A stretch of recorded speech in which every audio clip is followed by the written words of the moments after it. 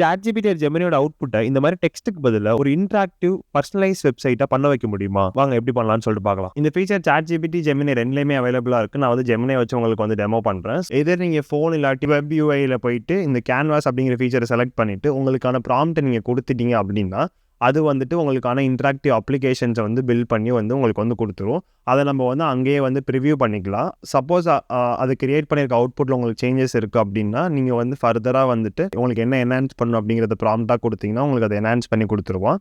இந்த எக்ஸாம்பிளில் நான் வந்து ஒரு ஜிம் அப்ளிகேஷன் வந்து கிரியேட் பண்ணேன். அந்த அப்ளிகேஷனில் வந்து லைட் தீம் வேணாம், டார்க் தீம் வேணும் அப்படின்னு சொல்லிட்டு நான் இங்கே சேஞ்ச் பண்ணுறேன்.